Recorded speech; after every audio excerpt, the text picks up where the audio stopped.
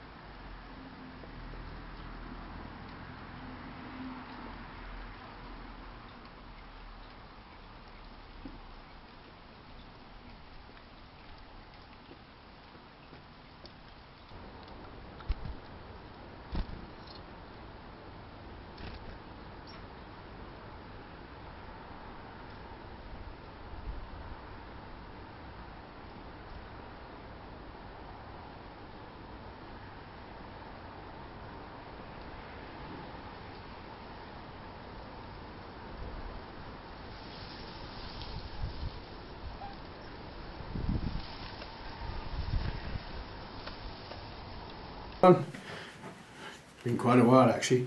I'm going to do a rather quick review of this trail cam, some call them hunting cams. We'll go through the features first. I've had this probably a couple of months, been in my garden, come up with some rather nice pictures. Anyway, we'll take a tour of the camera first. And camouflaged plastic, ABS I assume. Motion indicator LED there. The infrared array has got 24 light emitting diodes for night time. Light sensor is tucked in there as well. It's got a microphone. This one records sound, and it records sound very well. Camera, PIR sensor. Locking catches to open it up.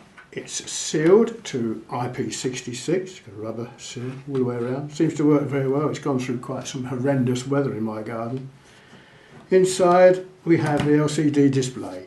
You can play back your pictures here, and it's also used to do the setting up. 3-position switch, off, test and on. If we put it in the test position, it fires up, initializes the memory, and all the menu functions can be got at from using menu, scroll buttons.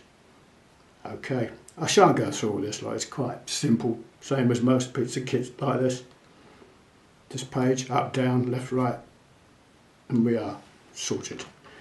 It's got a speaker, internal speaker here, SD card. Let's turn this off again. Which way's off, Robert? There's a mini USB. Can be connected to your computer. SD card. Standard SD card. I use a 32 gig, which is the maximum size for it, and it's a class 10. It's probably more than enough for this particular camera. Right, batteries. 8 batteries.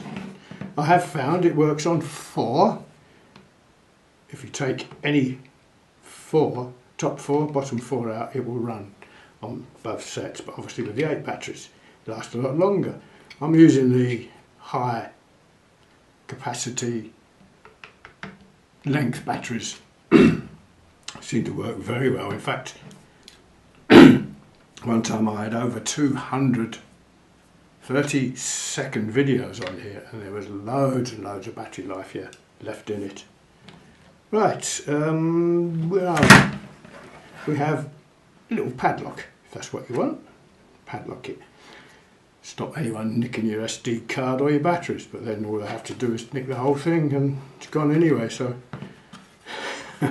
Bracket. Oval bracket for mounting on trees, on posts. It does come with a canvas looking strap, which seems to work very well. There is leads as well, which you can connect to the mini USB there to connect to your computer.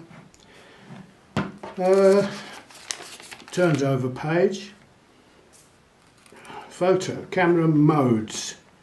Quickly go through them. It will take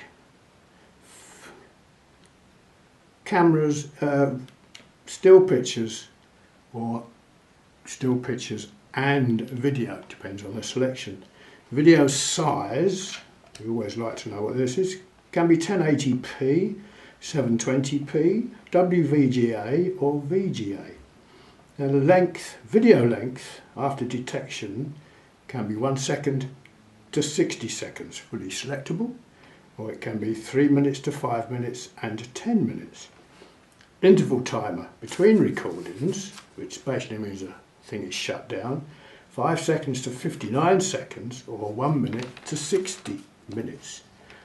Time switch, it set to work for a predetermined time and standby for other periods of time. Time lapse, very useful, although I've not actually used it yet. Used for long-term observation of special scenes. Take pictures at set time interval. Now, it's quite important to set the clock, date and the clock, because if you're going to use it in a security situation, which I partly am, I understand it's quite important to have that date and time correct. It will date stamp your videos and photos if you set that up. 8 batteries, SD card. It can also run on an external 6 volt 1.5 amp supply. There's a little socket under there if that's what you want. Tripod bush could be handy. Image sensor is 5 megapixels. Resolutions can be set at 12, 8, 5, 3 and 1 megabytes. Highest resolution is 1920 by 1080, and that goes all the way down to 640 by 480, all at 30 frames per second. Photos is the normal JPEG format, the video is the AVI format. Trigger time, 0.5 seconds. Seems quite fast, but a bird can fly a long way in half a second.